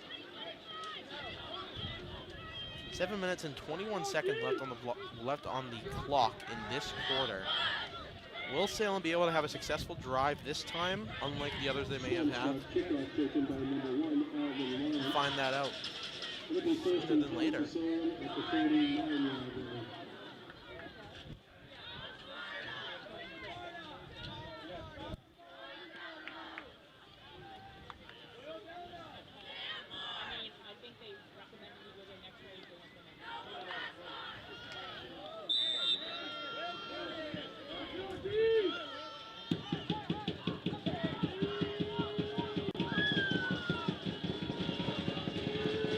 Down here, trying to find something. Salem's going to try and fake it, give the ball to multiple different people to pass, and it's going to be incomplete. Try throwing it way into the back as far as possible to a player which you couldn't even see on the field at the time. It would have been really good there for players like, sorry, I'm trying to remember his name. Kendall Murga, that's his name, off the top of my head. Sorry, I was trying to remember, having a little bit of a hard time. But yeah, he was right on the ball. It just went way too over his head for him to be able to do it. I don't think passing is definitely in the cards right now for either team here. Swampscott was able to pull it off just by doing some short little passes about, like, they'd throw it to someone who's about 7 yards away. Marmorta would almost always complete the catch. But with Salem, they're just trying to throw it as far as possible, which honestly is not the best for the weather. Yet again, this is going to be a run down the middle. Not too much yardage, if any. It might be maybe 1 or 2, but it's going to be 1 yard on the carry, bringing it to 3rd and 9. 3rd and 8, my apologies. It's going to be 2 yards on the carry.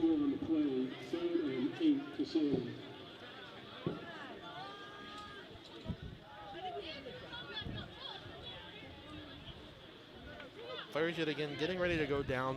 Both teams deciding what player are we going to use and can we counter the other.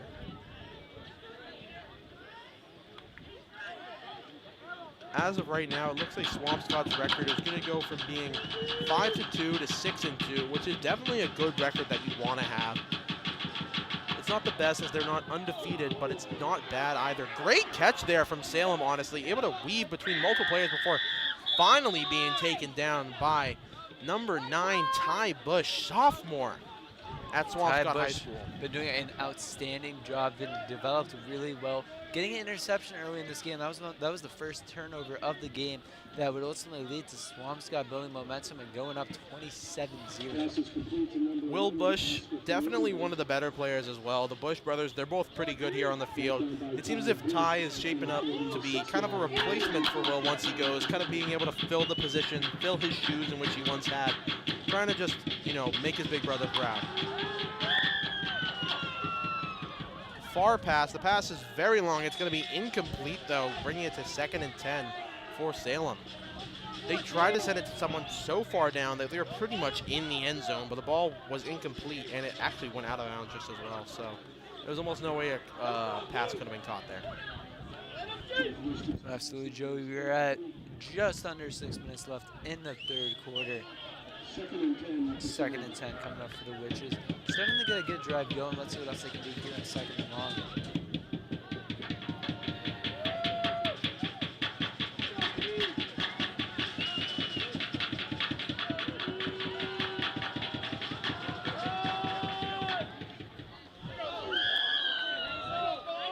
Pretty good run there from Salem, bringing them up quite a few yards. It's going to be a great run there by player number 5. Let me think of their name. My apologies. Just give me 1 second. It is Elvis Espinal. We've seen him run the ball a couple times before. He's definitely done good so far, but nothing too out of the ordinary. Nothing too much to highlight. Too much to go broader on. Salem has yet to show any kind of reward for what they've done. No touchdowns yet, but this could be the drive as they are 3rd and 5.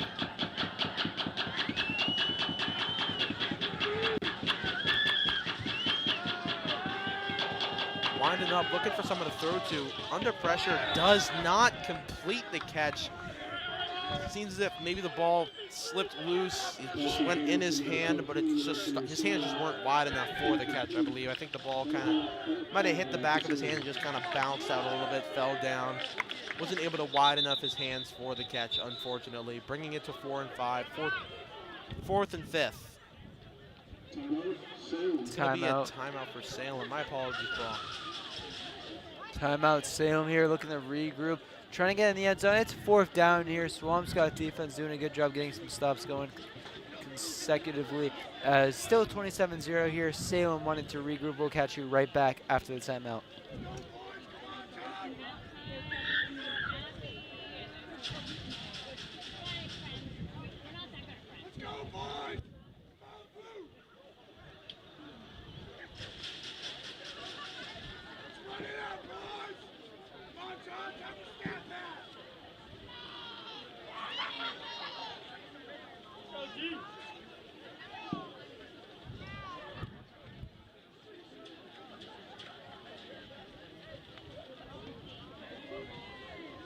This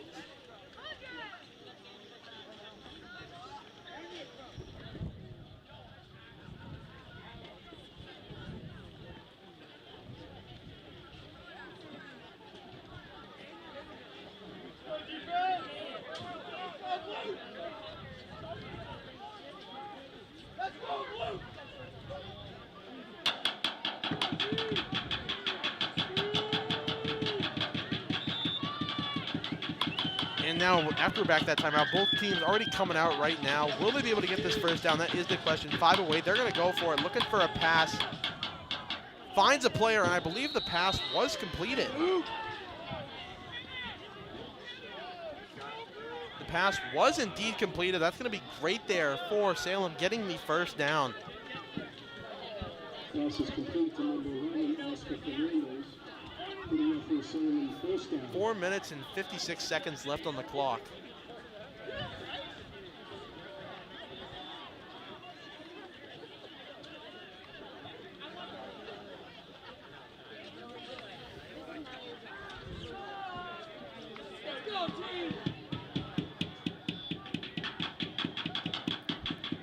lot of odd sounds that you might be able to hear in the stands. Like people are Honestly, stopping their feet with the wet bleachers. Remember, I think I saw someone with like a board or Whoa, something. ball is loose! Ball is loose!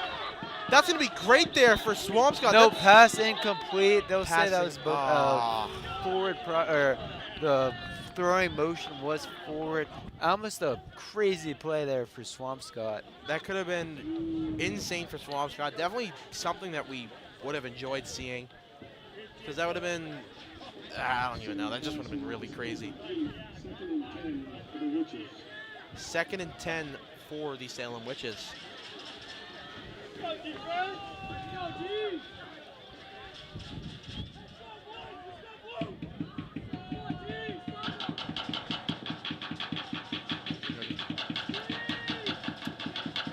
Salem's looking to pass, multiple players on him. He's definitely under pressure.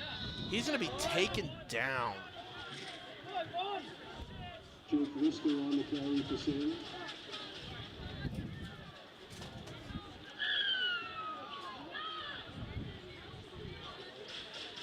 Bumped out of bounds at the 26-yard line.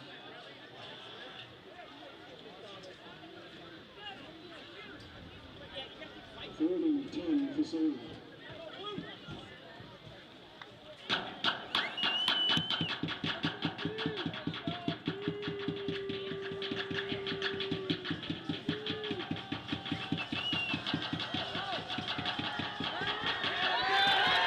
Great play there. My word, Delano. Getting through the line, slithering through. Quite the snake he is, just eating them up like mice. It's actually there by Luke, Michigan, I believe there, Joey. Way to get involved there. It's going to send them back down. 4th down for the Witches.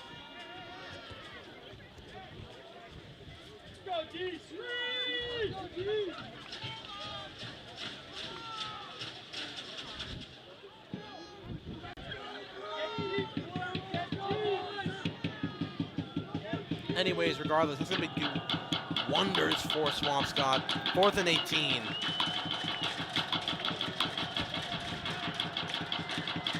Looking for a pass right now. Doesn't find any player. Incomplete pass. Turnover for Swampscott. Giving Swampscott another chance just during this quarter to score.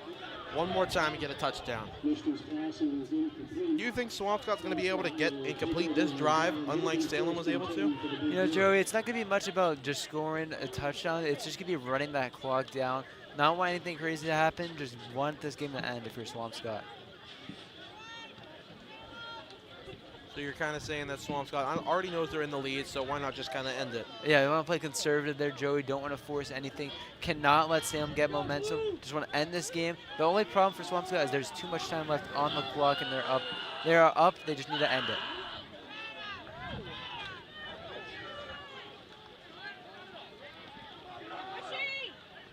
Swampscott giving it over for a run. They're going to be making just not too many yards. Pushing up just a little there with Will Bush. It's going to make it about 2nd and 6, I believe. Will be 2nd and 5th. 2nd and 5 for Swampscott. 2nd and 5 for Swampscott. In a pretty good position. Kind of what they do almost every time. They'll send Will Bush right up the center. He'll get about 4, 5, 6 yards.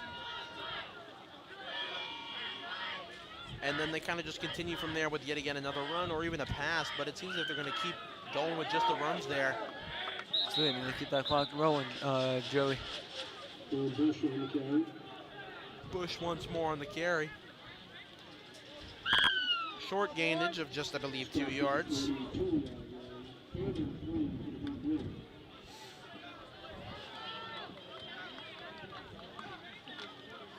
Great gainage so far. It's 3rd from 3. They've gotten 7 yards so far just in this one kind of push that they have here.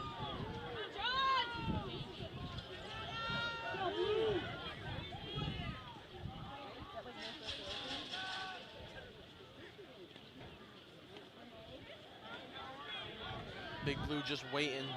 Calling audible on the play there, Joey. Going straight through the center once more, trying to find something to do. They're Gonna be play. close to a 1st down. And they will get it. That'll move the chains 10 yards. 1st down, Swampscott. That's very good for the Big Blue. It's going to do pretty good for them. First down, quarter 3 still, but only 2 minutes and 11 seconds left on the clock. Not too much time, but as you said, yes, they are winding down this clock. The question is, will Salem be able to even have an opportunity to kind of take it away from them?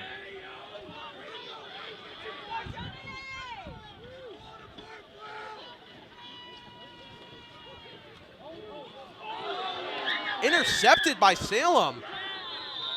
Went about 15 yards before being tackled. Very short carry there. There's also a very short pass on Bombardier, a little bit higher, and that would have been actually a completed pass. It will be picked up by Salem, though, as I was just saying. I might have jinxed it. Absolutely, Joey. Screen pass was just short of a pass there. It's going to be intercepted. That's the stuff Salem need if they want to get any, just get something going back into the bus to get a long drive home. Let's see what Salem can do here on the answer with the interception from Bombarda.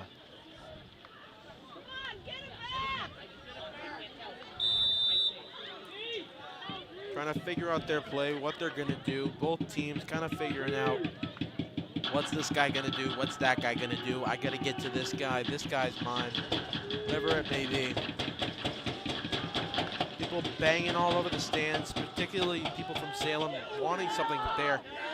Morris right on him for a short time, actually almost stripping the ball off him and taking it for his own.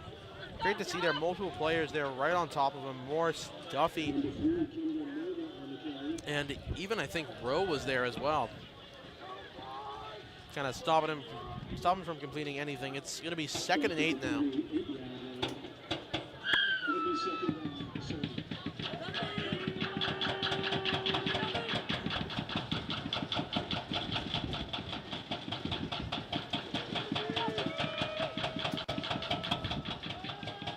Running yet again straight through the middle. The Swampscott, something Swampscott does. Swampscott's going to recognize it almost immediately. And guess what they're going to do with it? They're going to try and put it into a play, and they're going to stop it incompletely. They're going to stop it in all, just in a short time, bringing it to about 3rd and 6. Under a minute left in this quarter. There's not much that either team can really do right now. Salem's kind of definitely on the far side of things, not being able to be, they're kind of in a decent position, but the fact that they're 3rd and 6, it kind of does a lot for them because it's their 3rd down. So they kind of got to get it here, or they're not going to get it at all. Absolutely, you are in 4 down territory here based on the circumstances. You got 2 downs, you got 6 yards to keep the drive moving.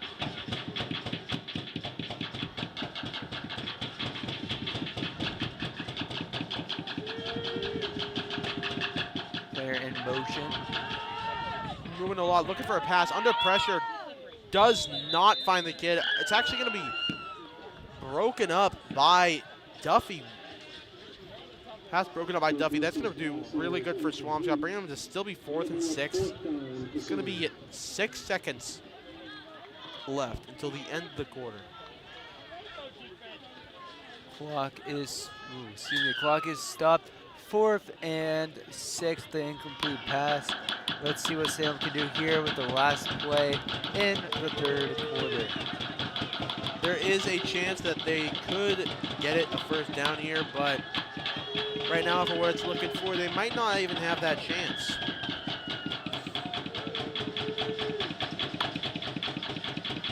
Looking for yet again a pass, goes short.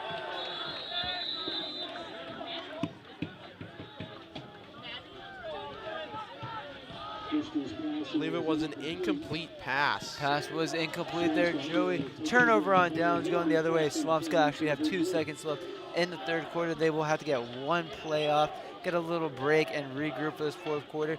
Swampscott defense did their job helping out Bombarda. Bombarda does a great job when there's no pressure on them. Defense is getting no pressure on the offense at all. Now it's just it's a time game here, Joey.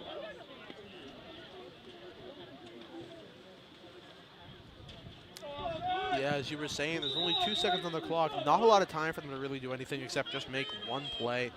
1 play only is all they're going to need to kind of go against Salem here, just push them back. Looking for just a run now. Bush going to go around the left, taken down immediately with probably a gain of none. It's going to be a loss of yards. It's going to go back to, it's going to be 2nd and 12. 2nd and 13 for the Big Blue. That'll do it for the third quarter. Swampscott up 27-0. Got the one touchdown with the PAT, I believe there, Joey. In a 7-point quarter for Swampscott. Scoreless again for Salem. We now enter the fourth quarter, and we'll catch you right back after the break.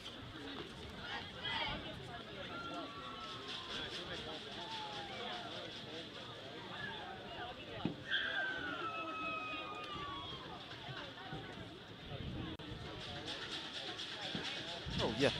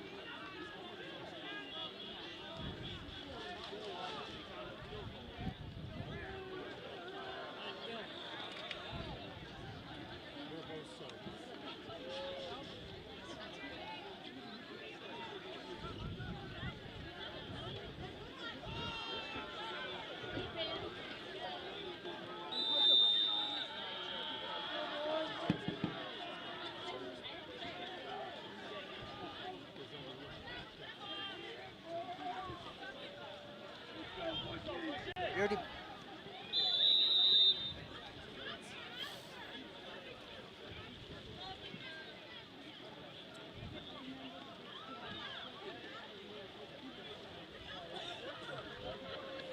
First play underway. Both sides will obviously switch sides every quarter. It's going to be 3rd and long here for the Big Blue. 3rd and 8 here to be specific for Swampscott.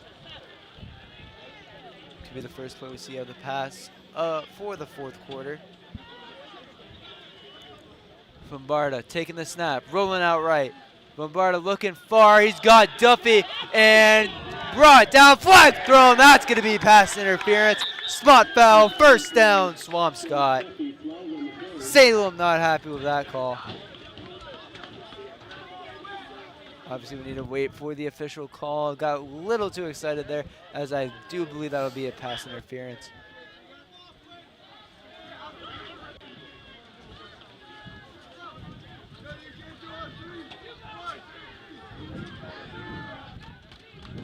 Pass interference, defense, that'll move the chains down.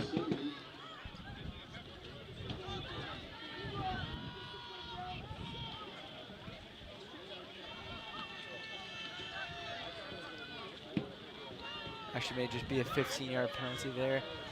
As it'll be a first down regardless. That's the important thing. Swampscott can run the ball more and just get some first downs going and roll out the clock. Already a minute down into this fourth quarter approximately.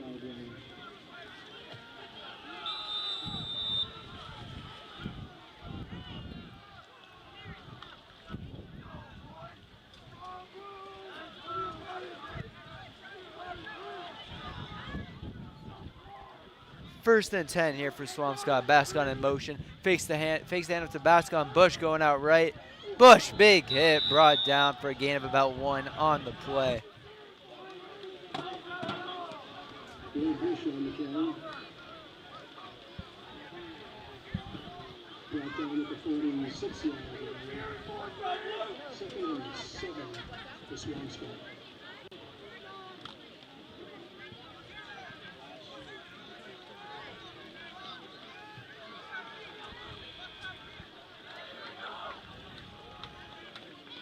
Second down here for Swampscott. Bombarda takes the snap, hands it off to Bush for another gain of about 2 yards. To bring up 3rd and long here, we might have to see another Big Blue pass here.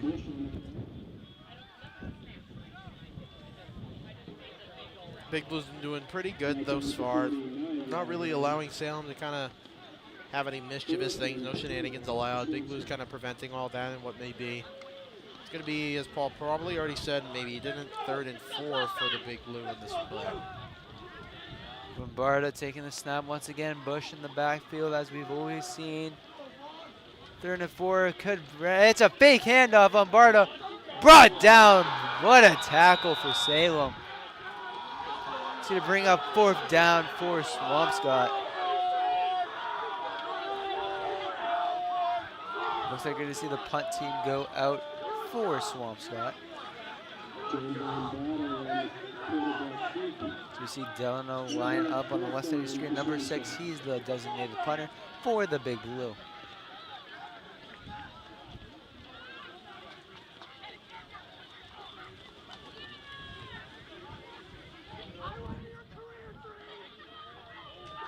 Swampscott punt, but the punt is up. It's a low one for Delano. Nice bounce. Didn't touch a Salem defender. That's a touchdown for Swampscott. Flag thrown. What's the official calling?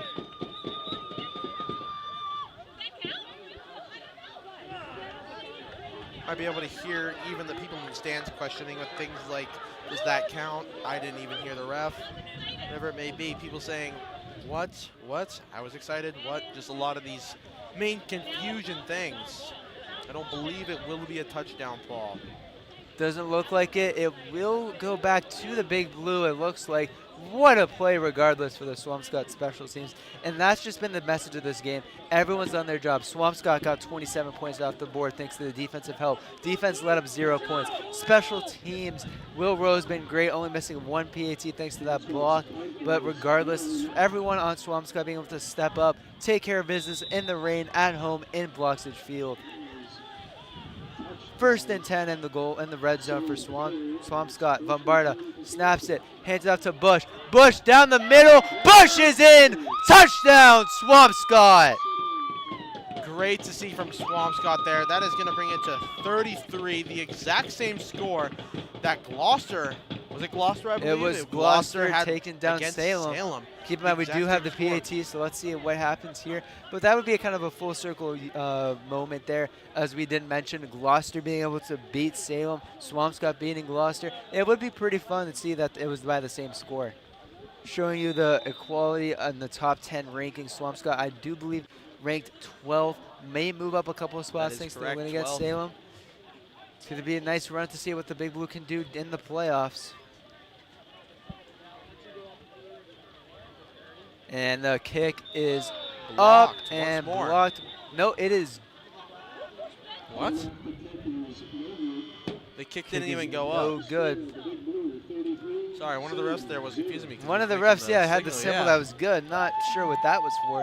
But it will stay at 33-0. 8 minutes left and running. I don't think it is in any way or shape or form possible for Salem to turn this game around and come back in the lead here. A touchdown is not impossible, but a complete turnaround and to win this game is starting to shape up like that.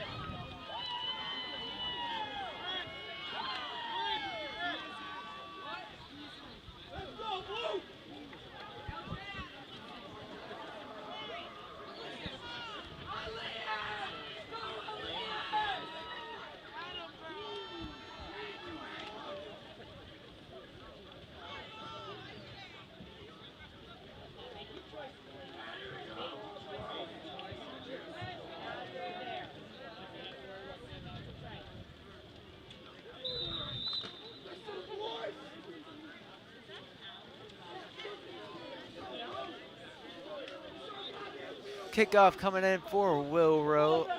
Salem is struggling on the special teams side of things as the kick will go out of bounds. That will move them at about the 40-yard line. Not what we want to see out of the special teams for Swampscott. Only one of their first couple slip-ups, so no big deal. Swampscott up 33-0, going the other way back to the Witches. Good positioning, though, however, for Salem, as it will allow them to be in a greater position than they have started yet any other time during this game.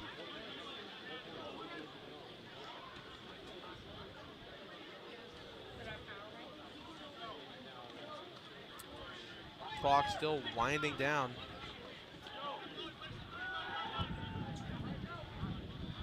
It'll be 1st and 10 for Salem at the 35-yard line. Now at the 35-yard line. Players will come out of the huddles from the sidelines, doing in, subbing, whatever they may need to do.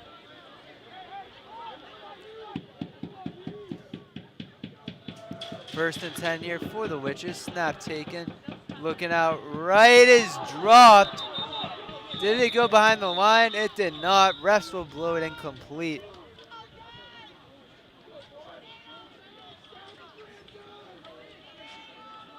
Jake Lister's pass is incomplete.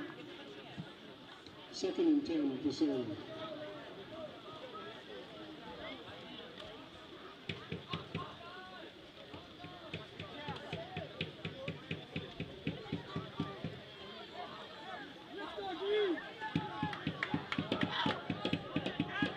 Salem on 2nd down. Snap taken. Incomplete on the 1st down. Rolling out right is almost intercepted, but is dropped by Luke, Michigan. Hate to see it there for Swampscott. It's going to be 3rd and 10 here for the Witches.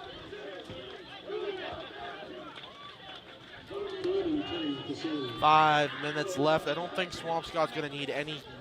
I don't think Swampscott's going to have any need for any timeouts, whatever it may Absolutely be. not. They're just going to want to run down this clock. The second they get that ball back, guess what they're going to do, Paul? Absolutely run. Run it down to zeros.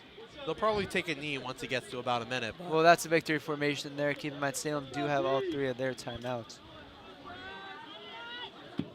should they choose to use them. I don't know if it would really be necessary for Salem to use them because they can't really turn this game around, whatever they do. So it's been a tough one here for Salem. Snap taken. Pass is intercepted. What a ball, and it's going to Duffy for Swampscott. Wow, that was not a great ball there, Joey. Salem, I think their record's probably going to go to 3 and 5. Absolutely. Now, if you're Swampscott, you do have great field position. You are just getting, you may even want to get some backups in. You're just running the ball down, getting this game over with. 33-0. What a game from Swampscott. Swampscott just, pretty much just doing great overall. Pretty much great game for them. Probably the best of their season. As I think this is the most they've dominated. I think they had one game where it was 28-12 against Lynn English. But I think that was the highest point game they had against another team.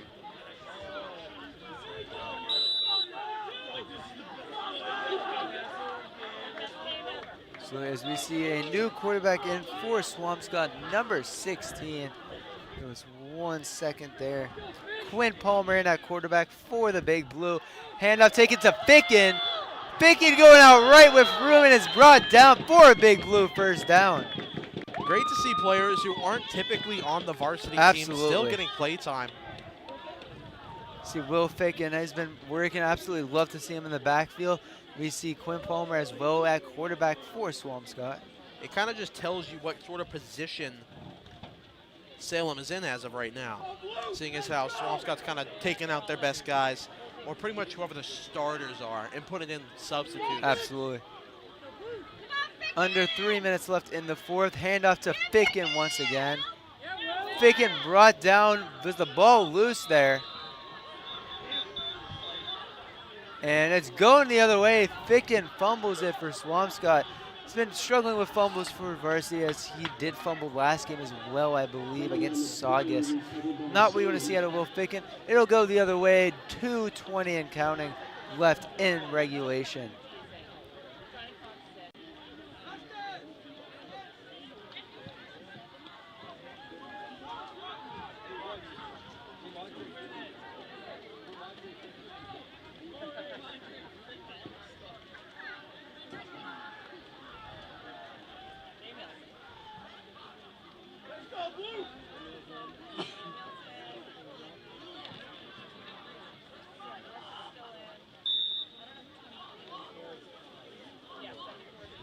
Swampscott defense back out on the field, which is want to get something going. 1:40 left in regulation.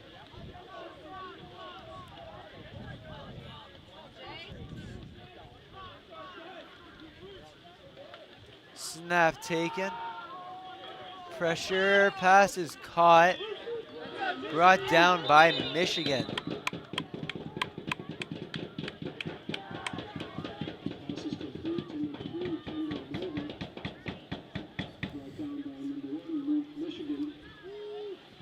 Might be able to kind of look at one of those lights like Paul was describing earlier. You can really see the rain coming down now.